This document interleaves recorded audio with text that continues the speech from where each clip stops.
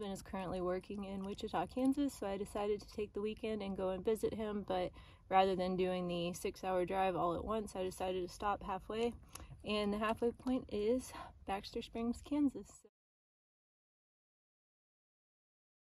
Right now I'm at Baxter Springs Campground, which is an interesting place.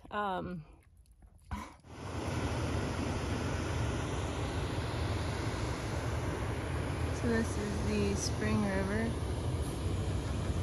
and then the campground is over here. So I found this campground just by looking on Google and looking for places that were around the halfway point.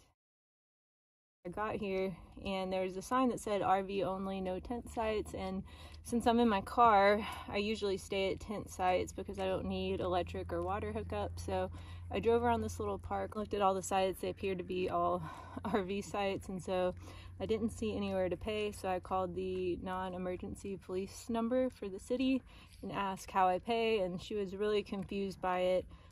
Clearly this isn't a very popular campground. There's a trash can, picnic table, grill. I guess that's a fire ant. I can't really tell if these are picnic areas or actual camping spots. You can see the electric spots down there, but there's also a sign up front that says no primitive camping here. So she actually told me that the tent sites are in a different park on the other side of the river. Drove over there, didn't see any primitive tent spots, so just came back to the RV area.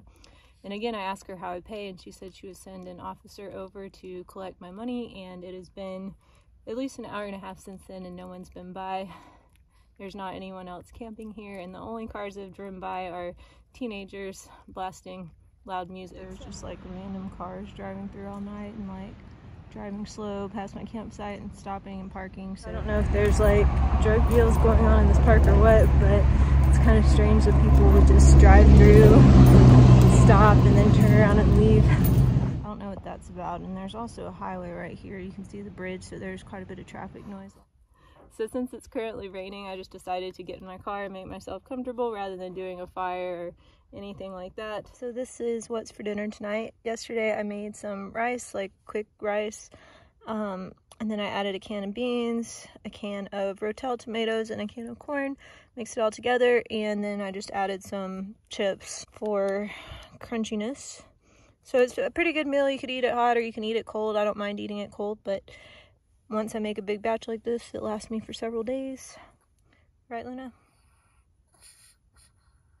There's a disc golf course at the campground I stayed last night, so right now I'm playing disc golf, and it's actually a really well laid out, designed course.